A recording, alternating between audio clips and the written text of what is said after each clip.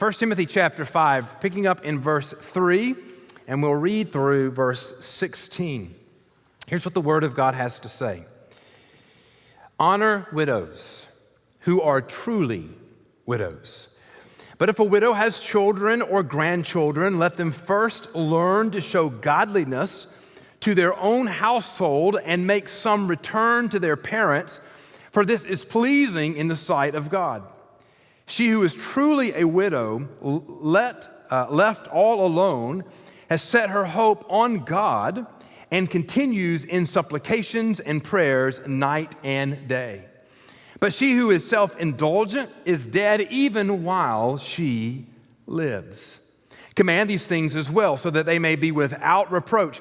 But if anyone does not provide for his relatives, and especially for members of his household, he has denied the faith and is worse than an unbeliever.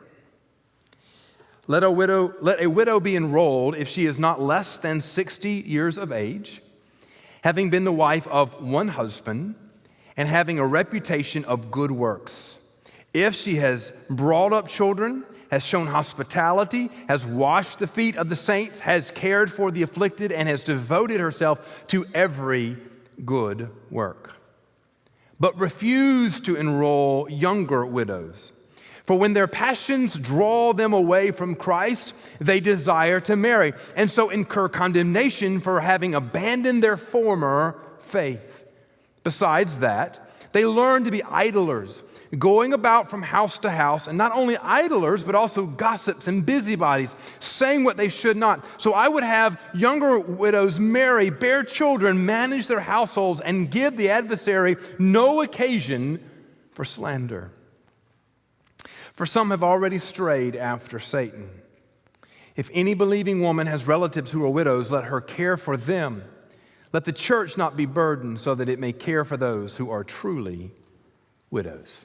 1 Timothy 5 begins with a word about the family of faith, then gives lengthy attention to the proper honor. That's the word that is translated in 1 Timothy 5, the proper honor due to widows. Now, this honor is more than just respect and recognition. It includes, like the word very clearly makes plain, that it includes financial support. This command to honor with financial support will also be applied later in the chapter to elders who rule well. Now, most of you are quick to agree to commands to give honor through respect and recognition. In fact, I don't think today that's of any real controversy. Probably those would be easy to amen and to agree and to go along with. However, when you start to connect honor to financial support, many questions immediately arise. So we ask, who qualifies for this support? Who is responsible for providing the support? How much support is required? And how long is this financial support required? Now, these are not inappropriate questions to ask, and they are good questions for the church to wrestle with. These have real practical realities. They have an impact upon the budget. We don't live in a fairy tale world where we can write checks without anything behind them. And so it's right, it's practical, it's responsible, it's wise to ask these questions. Money is a worldly necessity that testifies to spiritual reality. Money only has value in this world. But in this world, money is required to purchase needs and wants. What you give your money to testifies to the spiritual reality of what you treasure. Jesus used a parable to teach this truth in Matthew chapter 13, where he says, the kingdom of heaven is like treasure hidden in a field, which a man found and covered up. Then in his joy, he goes and sells all that he has and buys the field. The point he was teaching is that you are willing to sacrifice joyfully all your worldly wealth for what your heart treasures. And what your heart treasures is generally testified to by what you're giving your worldly wealth to. However, the reality of living in a sin-filled, fallen world is that you often treasure and thus honor what is neither a treasure nor worthy of honor, while neglecting to honor what is a true treasure. So from this passage, I want you to see the responsibility of the household of God to honor and support widows. I want you to understand the reason for that honor, and I want us to see some practical instructions that flow out of this passage that teach us how we are to interact with one another and our responsibility to one another. So I'll divide my time today in these ways: responsibility to family, responsibility to church, and then some final practical instructions. Let's begin with responsibility to family. Spiritual and physical family demand responsibility. And we spoke about this quite a bit last Lord's Day. The word that is translated as honor in verse 3, timeo, it is a word that ascribes to a person of satisfaction, compensation, honor, evaluation, a value, a price. It is but it means in a practical sense to provide aid or financial assistance, with the implication that this is an appropriate means of showing respect. So I want to be very clear. When Paul says honor widows, he's not saying just be respectful. He's not saying just give kind words. No, he's very clearly, very plainly making the case that the church has a financial responsibility to provide for those who are truly destitute widows in the church. So from the first word of verse 3, there is a command to connect our financial support and assistance with what is worthy of honor. Now, in some ways, you already do this naturally. Most parents give sacrificially for the support of their children because they recognize their children are worthy of sacrifice and they're of great value. Some of you right now with older parents who have significant health needs have sacrificed your time, your resources, your finances to care and to provide for them because you honor them, and you understand that honor has a connection to your financial support of them. I know some of you who have family members who are going through financial crisis have opened your home and have provided for them because you recognize, because they're family, you have a responsibility to provide for them in their moment of needs. Now, in all of these examples, the burden and expense of providing for your family member in need was taken not out of a compulsion, but willingly because you recognized you had a responsibility for their care.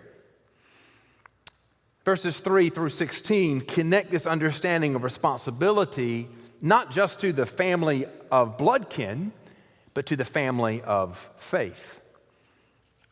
On our last Lord's Day, I preached verses 1 through 2 and made the case that the local church is a family of faith. Building on that truth, Paul gives instructions on the practical implications of being in a family of faith and begins by teaching the responsibility to members that are in great need.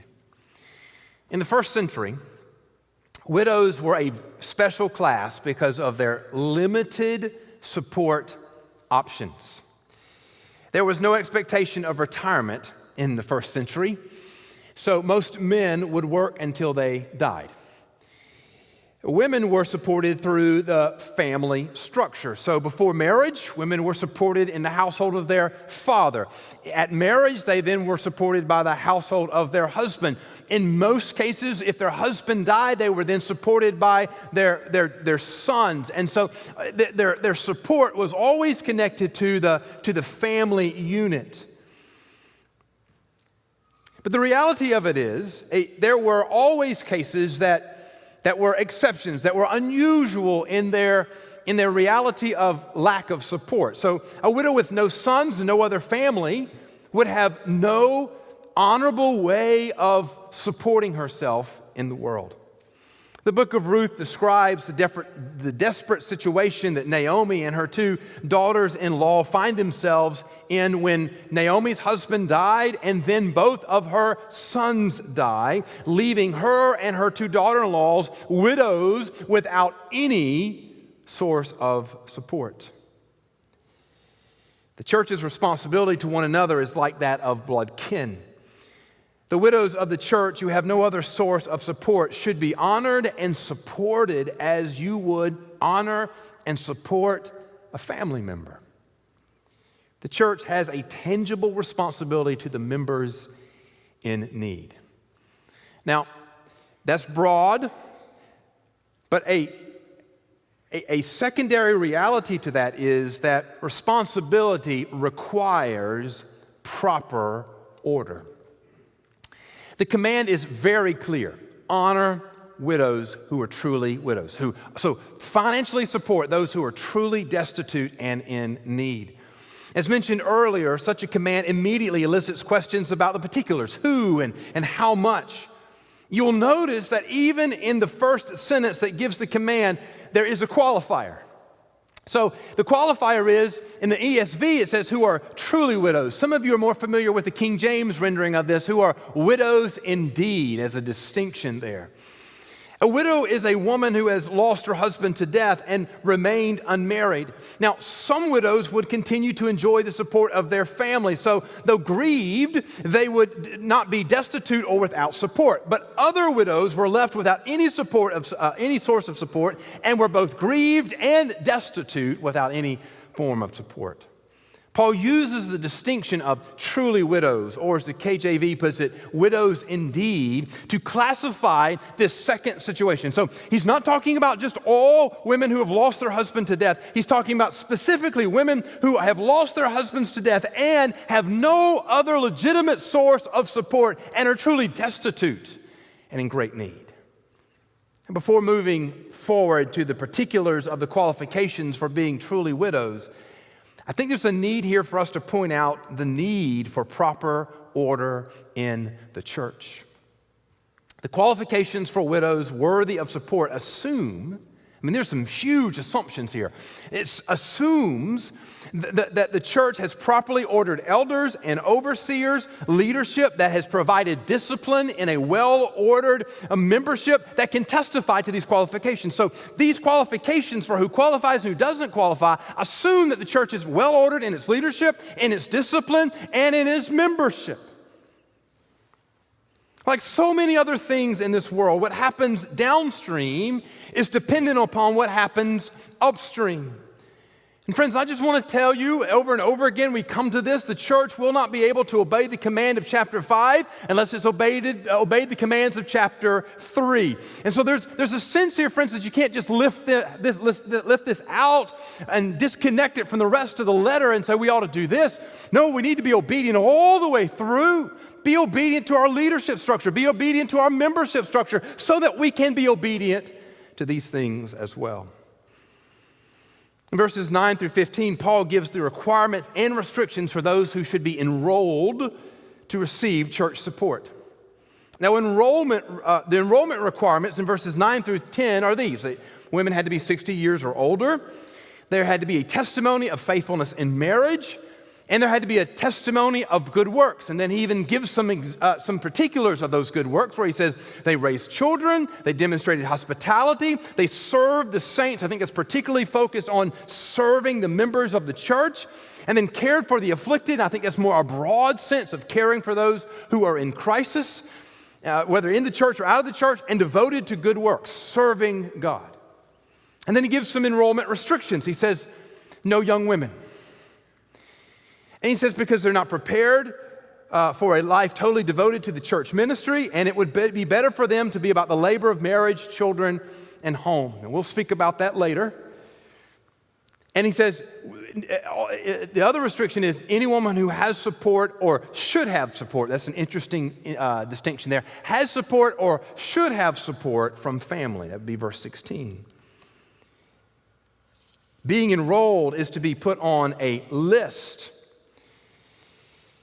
And widows who were put on the list were to be supported by the church. And so The idea there is that this is not an ambiguous sense of just general support for anyone who requested. No, this was a particular identifying who needed it, identifying who qualified it, and then those who were identified and put on the list were identified as being worthy of the support, set apart for this support, and those on the list were expected to continue to devote themselves to the household of God in their ministry and in their service.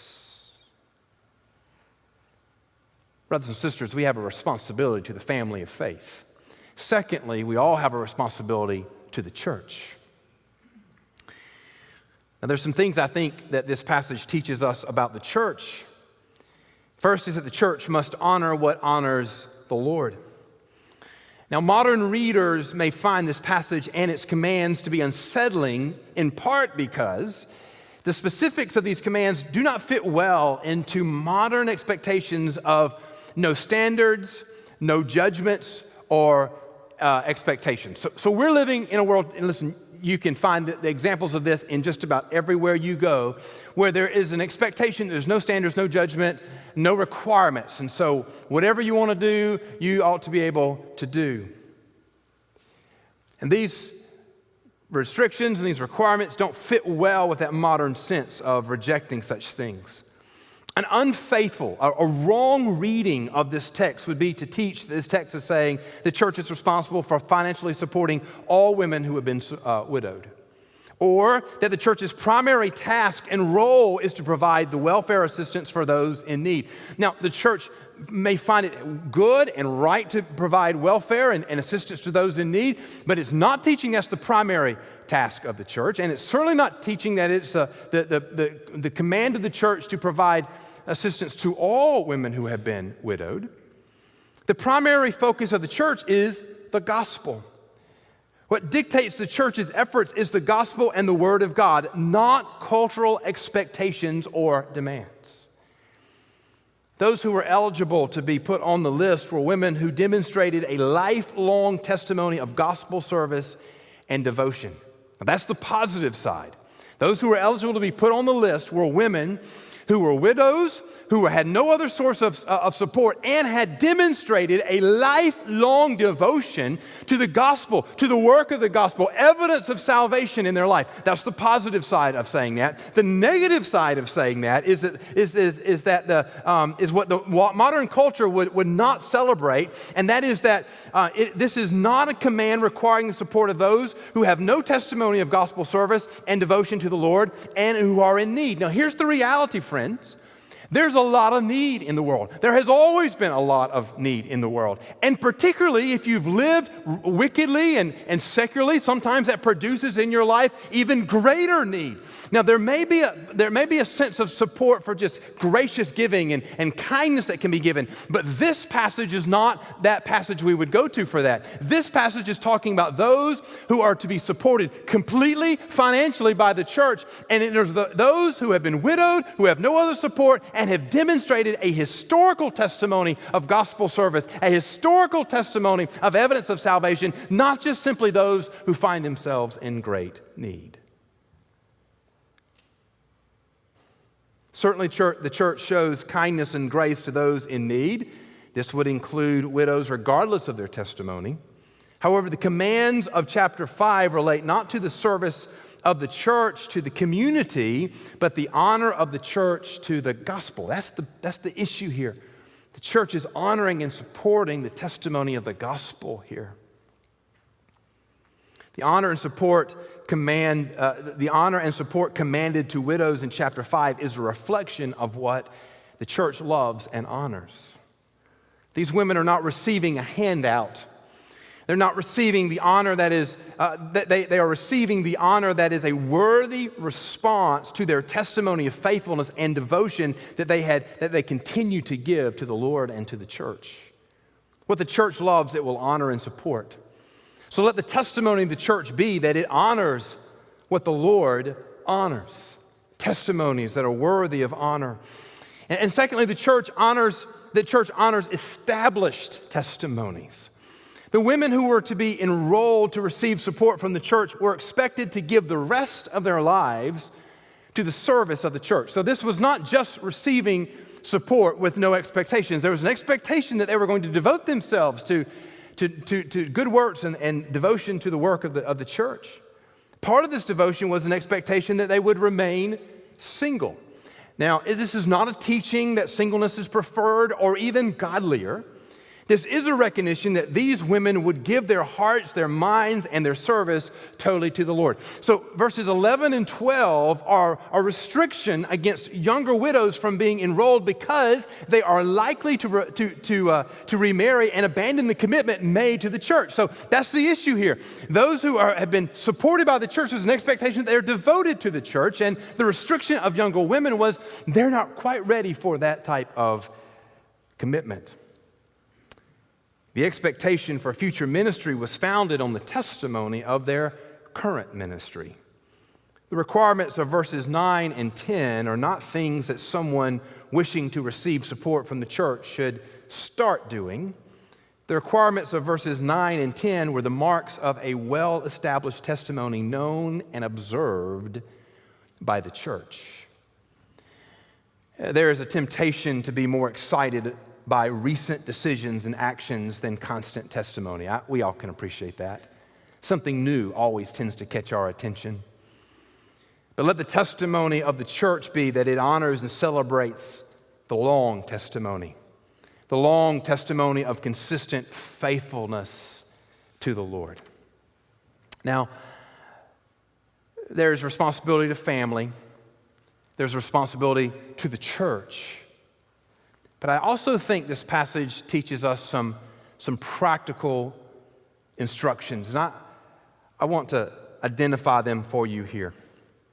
The first is that the first source of welfare is the family. Now, friends, we're living many, many years past the first century. And there's a lot of things that are different culturally, particularly in financial support in our world than in their world. But this principle still remains. Why? Because the Word of God is true yesterday, today, and tomorrow, because God is the same yesterday, today, and tomorrow. The primary source of welfare is the family. The church is commanded to support the true widows who have no other source of support. However, the church's support is not God's intended way. In other words, this is a response to just the understanding that there are things in this world that are not as they should be. Support from the church is a response of grace when the regular means of support are not available. Paul makes this point 3 times. So first he gives it as a command to families. Look at 1 Timothy 5, verse 4. He says, "But if a widow has children or grandchildren, let them first learn to show godliness to their own household and to make some return to their parents, for this is pleasing in the sight of God." It's a command to families. It's God-honoring, it's God-pleasing for you to care for your relatives. In verse 8, there's a judgment, a pronouncement of judgment against unfaithful families. So he says, "But if anyone does not provide for his relatives, and especially for members of his household, he has denied the faith and is worse than an unbeliever." In other words, he's treating his own family worse than what unbelievers treat their families. And then in verse 16, there's a command to Christian women. If any believing woman has relatives who are widows, let her care for them. Let the church not be burdened so that it may care for those who are truly widows. Now, friends, we ought to be thankful for all avenues of help that provide for those in need. I'm not here to diminish or to give some critical word about sources of help other than the family. The church certainly has a mandate to provide for the widows who are truly widows and without any other source of provision. Those things remain. And though God uses the church to care for these in need, the family remains the God-ordained source of help and provision.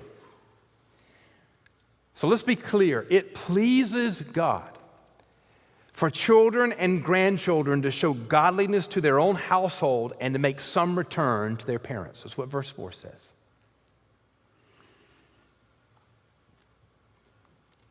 It is a warning to us that those who refuse to assist their own family members deny the faith and behave as an unbeliever. And as verse 16 teaches, it is not right for the church to be burdened by responsibilities rightly borne by the family. Secondly, devotion to the church is a serious commitment. Reading this passage, it's easy to focus in on the support mechanism.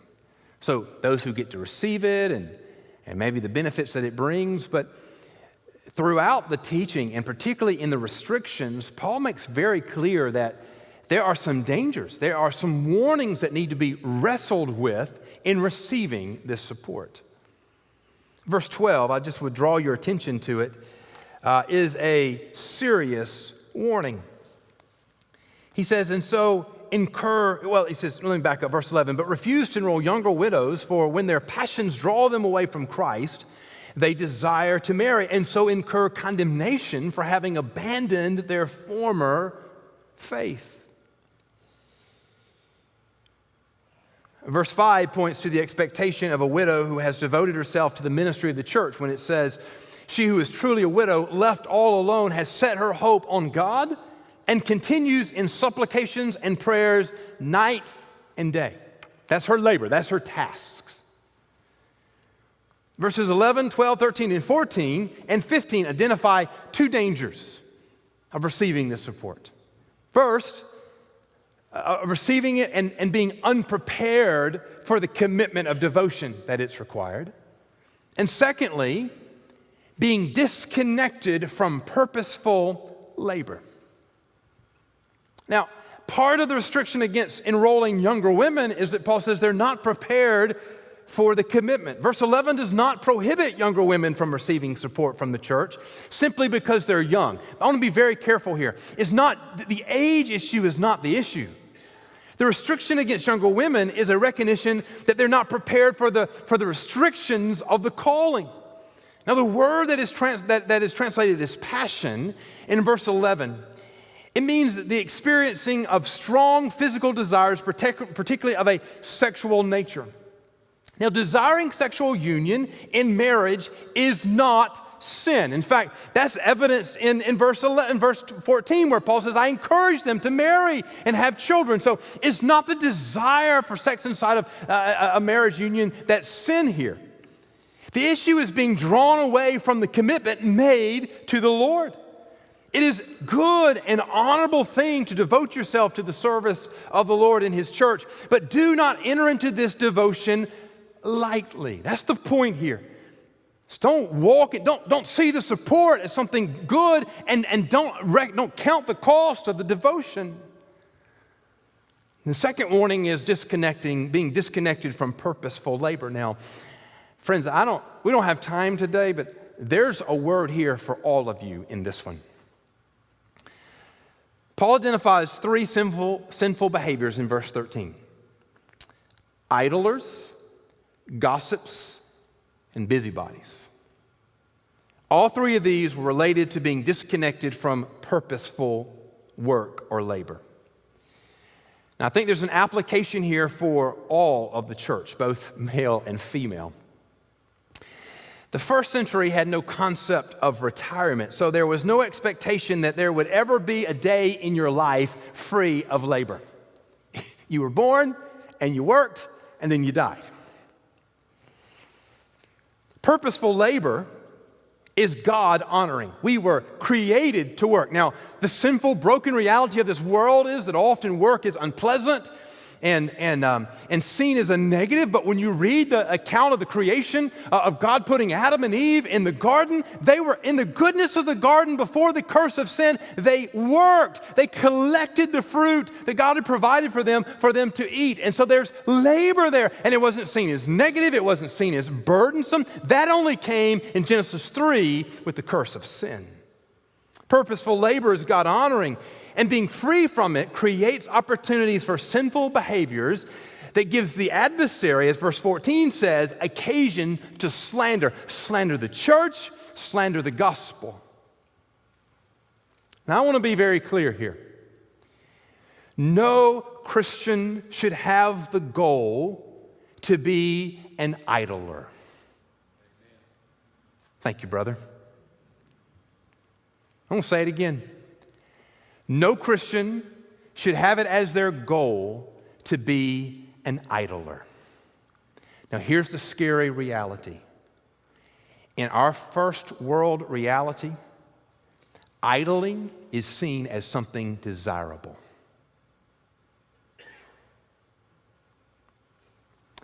But that's not biblical. And Paul connects being an idler with other sinful behaviors like gossiping and being a busybody. Wherever you are in life, even if you have reached the point where you are retired from labor that's required to put groceries on your table, praise God for that. I'm not knocking that. But wherever you are in life, if you're just getting started, if you're getting close to retirement, you can see it. I'm a little bit desirous of that moment. If you've reached retirement, wherever you are in life, give yourself to purposeful labor and God-honoring labor. Do not give yourself to being an idler. Listen, if you've been blessed with retirement and you no longer have to get up tomorrow morning and go to a job, that just means you're set free to be about purposeful labor that doesn't earn a paycheck. But you've not been called, I'm telling you, you've not been called to being an idler. Because being an idler creates all kinds of other dysfunctional things. For the true widows, the support of the church was not simply to set the women free from the demand of labor, but to set them free to the labor of the Lord. And Paul understood there's a danger here if you just can disconnect them from purposeful labor, particularly young women. You create an environment that's ripe for all kinds of dysfunctional things that gives the adversary, gives Satan an opportunity to bring accusations against the church. Thirdly, this one doesn't sit well with our modern world either. Raising children is God-honoring labor. Marriage is good and God-honoring. Purposeful work is healthy and God-honoring. And Paul reminds the church in verse 14 of the goodness and honor of marriage, raising children and managing a home. He says, "So I would have younger widows marry, bear children, manage their households, and give the adversary no occasion for slander." So much of the secular messaging today is contrary to these things. To young adults, and if you're a young adult here today, I suspect you've received this messaging in 1,000 different forms. But to young adults, the messaging is to delay marriage as long as you possibly can. So wait until after you finish college. Wait until after you get your master's degree, or maybe after you get a PhD. Just wait until you finish school. Or after you wait until you've got a job and you've established yourself and you're sort of on your own 2 feet. Or wait until after you start earning some money and able to save. Wait until after, this is a secular worldview, wait until after you've lived together a little while and see if you really like each other. And so many other things. The real messaging is just avoid marriage altogether. Friends, that's contrary to the biblical worldview. The biblical worldview celebrates marriage as a beautiful testimony of the gospel between Christ and the church. It celebrates the fruit of marriage, children, and the gift of children. And we as a church need to articulate in a broken, messed up world that hates marriage and is pushing back against marriage that no, marriage is beautiful, marriage is good, marriage is honorable, and it's a worthy labor to give yourself to. And friends, I'm just telling you, those of you who are parents of young adults, we need to change our tune. We need to quit saying wait until. That's coming from a secular worldview that's not biblical. We need to say, seek after a mate that loves the Lord. Oh, seek after a mate that will join you in serving Christ in his church. Marry and raise children and honor the Lord through your family. The messaging on children is no better. The world says children interrupt your plans, so hold off on having babies. The secular world says that children will stop your career. They'll stop your career, your carefree life. They'll hinder your career advancement. And the subtle messaging is that children mess up a good thing. You know what the biblical worldview is? Children are a good thing. Oh, they keep you up at night. Do I hear amen? Oh, y'all don't remember? Amen. Thank you, brother. There were years that I always had a snot stain on my shoulder right there. I wore it with pride. They make you tired. Mamas and daddies with young children in the house, they will break you down. And yeah, it does change your career path. It does mean that you don't think about yourself only. It does change your world. But we need to say it over. In fact, we need to say it louder and louder because we're fighting against a secular world that's shouting. Children are good. They are a blessing of God. The messaging on managing the household is no better either. The secular world says you can hire all the household tasks out. The secular world says managing your household is a demeaning work and that you should pursue more worldly celebrated goals. But friends, we must affirm over and over and over again that marriage is God-honoring. This includes marrying again even after the death of your spouse. It's God-honoring. Raising children is God-honoring and a worthy labor. Raising children should be the hoped-for desire, not the avoided burden. Managing your household is God-honoring and has eternal impact. It is more important than any secular, celebrated job will ever be. And so Paul says, listen, rather than being an idler and gossip and busybody, get married, have children, and manage your household. It's worthy labor. As often been said, the best testimony of what you treasure and honor is not what you say, but how you spend your money and how you spend your time. One of the most unappreciated testimonies of the home and church is our annual budgets. What's getting the lion's share of your honor and support? In my time in ministry, I pastored 3 churches. And in all of those churches, I've not had a widow without any other source of support and in need of the church to provide for her. However, I have witnessed widows who demonstrated a testimony of faithfulness and devotion to the Lord, worthy of honor. When I first came to pastor Central, there was a widow in our church who, even though at that time she was already advanced in age, was still very active in the ministry of the church. She made monthly connections with our college students. She was very active in our women's ministries and senior adult ministries. She was a Sunday school teacher. And she was a faithful attender of Lord's Day worship. She also had a prayer ministry that very few knew about. She kept a notebook. She kept a list of prayer needs of her family, of her friends, of her church, her pastors. And she would sit in her recliner a couple of times a day and work through that prayer notebook and pray. As the years passed and her age advanced, it brought about in her life increasing restrictions.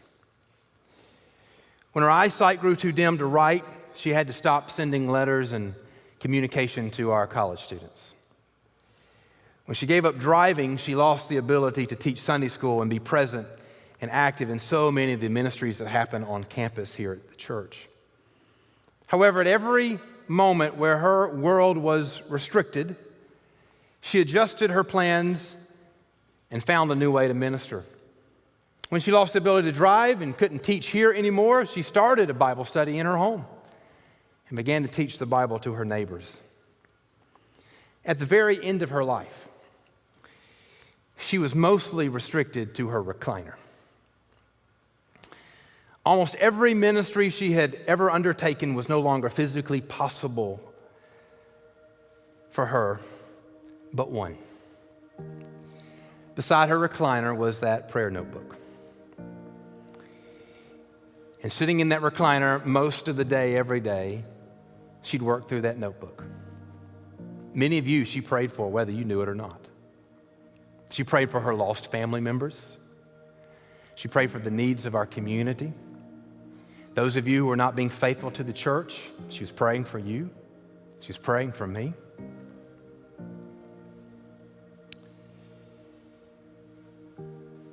I don't know this to be true, but I wonder if she longed to return to the days of greater activity.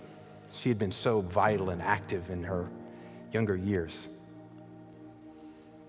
But the greatest testimony I witnessed in her was the tenacity of faithfulness, of her laboring in prayer sitting in that recliner. That, my friends, is a testimony of service to the church that should be, that ought to be, that must be honored.